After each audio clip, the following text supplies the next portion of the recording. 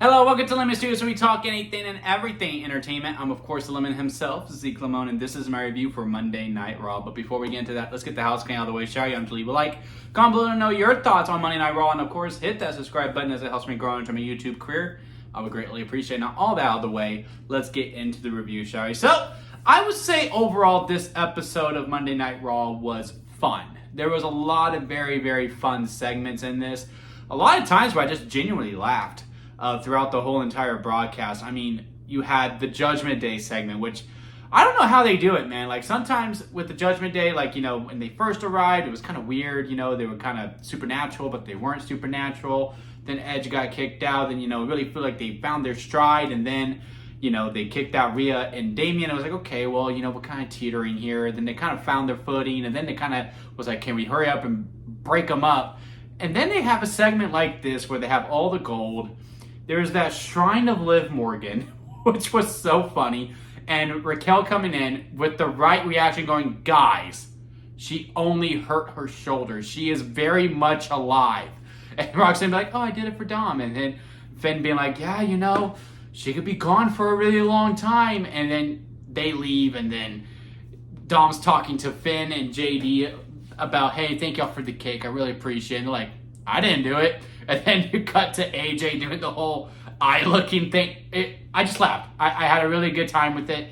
Then we have the whole segment with the American Maid where Ivy now is like, Chad ain't gonna like that El Grande Americano's competing. By the way, can I be in the Battle Royal? And was it Brutus? Was it Brutus who goes, El Grande can't fight. Chad Gable's injured. And they're all hitting him like, dude, what are you doing? I just found it very funny. I thought it was very, very funny. And then, you know, you have the New Day coming in, dressed in all black. Love the dialogue of, we're in mourning. It's evening. We're in grief. Like, that was so funny with the way they're looking. And then, you know, the whole back and forth with the War Raiders going, no, you can't get a rematch because you told us we couldn't get a rematch. Now, overall, the Raw Tag Team division does need work on it. But what I do like is that WWE is at least addressing it. You know, even in the Judgment Day segment, you know, JD and Finn are going, hey, we need to talk to Adam about who we're going to have to compete with us because there's literally no one on our roster. That's what we've been saying. And then, you know, the War Raiders are talking about it. And then New Day saying, hey, Adam Pearce, you destroyed the Raw Tag Team division, which, you know, if he's the general manager, yeah, he kind of did because it is night and day compared to Monday Night Raw and Friday Night SmackDown.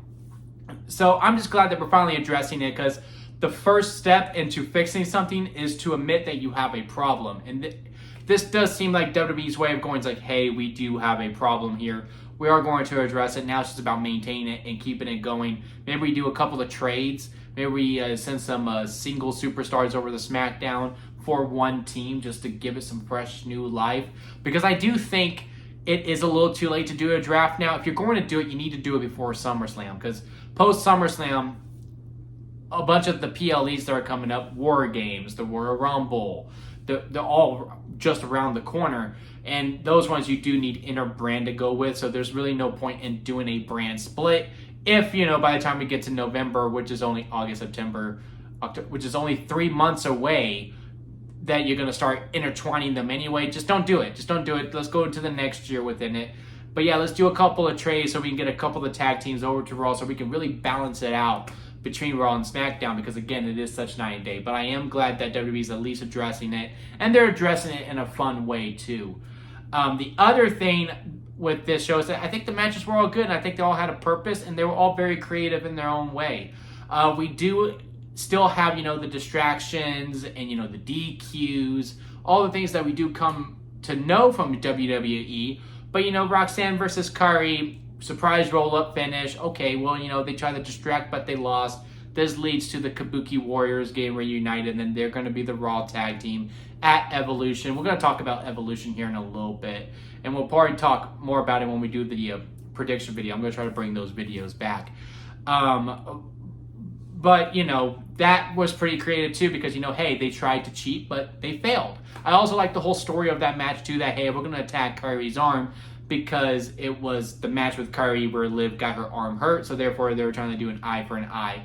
They went to the ring, the corner of the ring too often for my liking. Like, it just seemed like, okay, we keep going to this corner of the ring. It was always the same corner too. It was always, here's the TV, right, but the one on the far end where the good guys be at during tag team matches. They were always at that ring corner. I was like, what is the purpose of this ring corner?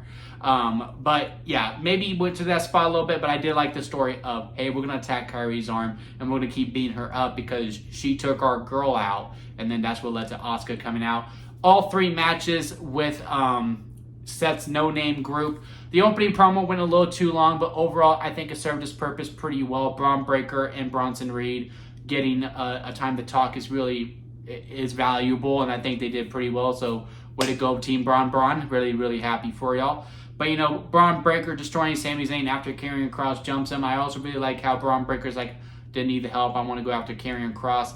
And it does, I don't think we're like setting the seeds that they're going to break up soon. Again, I think if this group is going to break up, I think we're thinking around WrestleMania 43 time. But I do like this narrative that maybe Braun Breaker is too much of a loose cannon. Because Seth looking at Braun during his promo, like, what are you doing? But like also like still like really admire him, like being like a proud dad when, you know, the son is going to start doing his own thing and he's just watching, like he's like, oh, I don't know if this is going to work. And then like it is starting to fulfill it. And then Bronson going, I'm going to start calling them Braun 1 and Braun 2. But Bronson is then like, well, if he gets to talk, then I get to talk. I really like that element of it. But, you know, back to Braun Breaker, him being such a loose cannon, like, no, I'm going to go after Karrion Kross. No, don't go after Karrion Kross. At some point, he needs to go after Karrion Kross. Maybe we do a triple threat match at SummerSlam. I think that could be a lot of fun. I think we set the seeds for that, but I don't think we're setting the seeds for a breakup quite yet. But I do think what we did with the Brawns was really, really good. Bronson Reed with his match with Jey Uso. I was like, well, if Braun Breaker wins, then Bronson Reed is going to lose. Because I was under this assumption that there's no way all three of them were going to win. And yes, Bronson Reed did lose, but it was by DQ. It was an intentional DQ. But Bronson Reed also made it known during his promos, like, look, I don't really care to win. I just want to hurt people. And I want to hurt Jey Uso because Jey Uso does not respect me. Really, really did like that. Hey, gonna beat you with the chair, and then I'm gonna do a bunch of tsunamis. Boom. They still got the win, even though Bronson Reed lost. Penta versus Seth Rollins was just a fun main event. Like, really, really fun. A couple of no-sell spots, but hey, you know, as long as you use them sparingly, I don't mind them that often. But yeah, very, very fun main event. Again, creative with the finish as well. You know, Seth raising his head up and it hits Penta in the cojones, and Seth's like, I didn't mean to, and then turning to the camera like he's a Looney Tune villain, like I totally did mean to, and gets the win 1, 2, 3. Again, a lot. It was just fun all the way through. I will say, however, when it comes to Evolution and in Saturday night's main event, is that there really wasn't much effort towards that. Yes, we had the angle with Goldberg and Gunther. I liked it. I thought it was a lot of fun. Yeah, sure, Goldberg looked like he was out of breath as he was walking up the steps. But hey, you know, he's an old man, and you know, this final match is going to be on NBC. It's basically on free television. It's a special episode of Monday Night Raw / SmackDown. It's Raw Smack. It's basically what Saturday night's main event is. So I don't really mind it. The match is only going to go 5 minutes. It is what it is. But I thought the segment was very fun. I just love the intensity that Goldberg brings to the product. And I think, again, Gunther's going to win, and it's going to be all fine and dandy. But yes, we did do that. We did that. But, you know, Seth, talking about his promo, didn't mention LA Knight once throughout the whole entire thing. And right now we only have 3 matches, which I guess the other 2 will be for SmackDown. I have a good idea of what one could be. I don't know what could be the 5th, because you know Triple H left his 5-match structure. And then for Evolution, yes, Kairi Sane and Asuka got added to the tag team match. But, you know, Alexa and Charlotte had to do a qualifying match. Sol Roca and Zarya are just in it. Which, look, yeah, Sol Roca, she's an upcoming name. She's going to be a big star whenever she gets called up. Zarya has promised too. They're a good pairing on NXT. A lot of people know them. They lost last week. So, I really don't know why they got to qualify for this match. They just inserted them in because they're a bigger name. And yes, Asuka and Kairi just got put back together, but at least they're being televised. I know a lot of people are like Maxine and Natalya should have got this. Why? They only had one match. It's not like they really deserve. But would I preferred if Kairi and Asuka actually were in the qualifying match to do this? Yes, absolutely. But they also just got inserted to like, hey, can we go in again? Ivy now just going, hey, can I be put into the Battle Royal? And then Rhea and Io can't even get on the TV. Like great video package. Don't get me wrong, but if all signs really point that this is the main event. Like this is what's going to close out Evolution. We did have the Becky, Lyra, and Bayley segment, which was also really good. That match should main event Evolution. It won't. When you have both of your world titles on it, one of them is going to close it out. And again, all signs point to Io versus Rhea, but you couldn't put them on the damn show. Like that was, to me, it was just a missed opportunity. That you shouldn't have done that. You should have put them on. Yes, you could have had the video package, but yes, you have them do a promo off as well. Contract signing, it's the easiest form that you could have done. Really missed opportunity there. But the Becky, Bayley, and Lyra stuff did a great work. I think this feud has done its job, and that is in making Lyra Valkyria a much bigger name.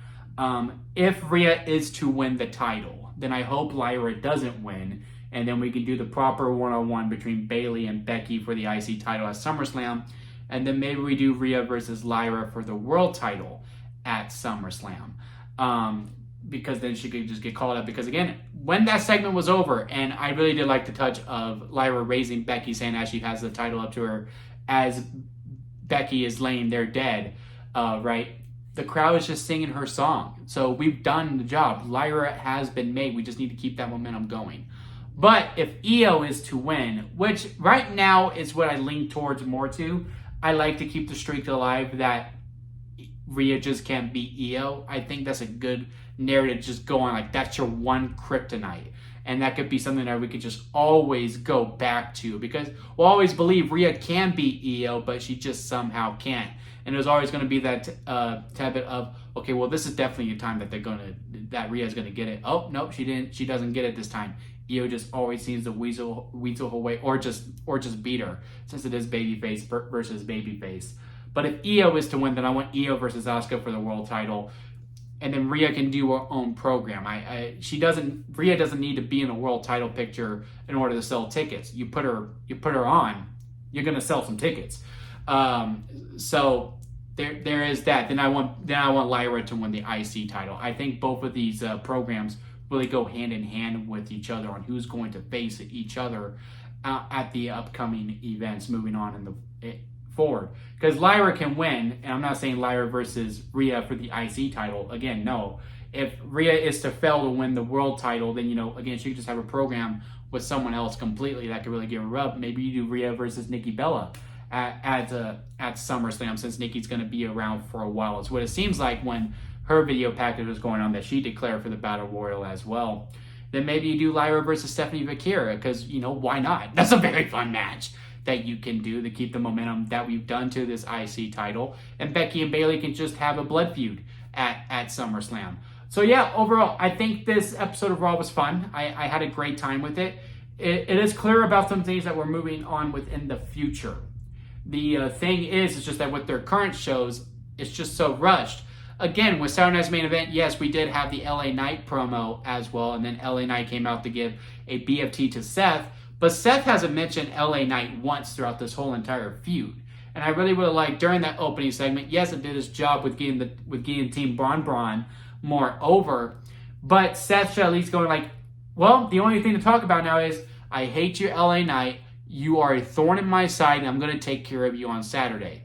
That's it. I didn't need much more when it comes to. I just want Seth to at least mention LA Knight in some way, shape, or form, because again, this feud does feel like a one-way road at this point. But yeah, overall, I had a good time with it. There's just too many events. Once we get past this and we can just completely focus on SummerSlam, I think we're going to pick up some momentum going into it. Hopefully we continue the women's stories after Evolution, because I do think we're making a lot of good headway when it comes to women's stories, and we can actually tell stories that they don't involve in title. Alexa and Charlotte is really, really intriguing to me. Io and Rhea, I like the story element. I just wish it was given more time. Becky, Lyra, and Bailey, really, really enjoying that as well. I can go on and on and on. Let's just keep that momentum going post-Evolution and not just drop it all. Because, well, we don't need to fill up 7 spots for women anymore. No, you can. You have a SummerSlam. You can do 6 men matches and 6 women's matches, or 7 and 7 since you need 14 matches each, and it will be fine. But yeah, again, this episode of Raw was fine. Lots of good matches, lots of good angles, lots of things to look forward to. Just not for the things that are coming this week, unfortunately. But I am looking forward to both Saturday Night's Main Event and Evolution, regardless of the lack of build in attempt that WWE has tried in for that weekend. But let me know what y'all think about it down in the comment section. Leave a like if you made it this far within a review. I do greatly appreciate it. And of course, hit that subscribe button as I am trying to grow into my YouTube career. And until next time, guys, I'll see you here at Lemon Studios.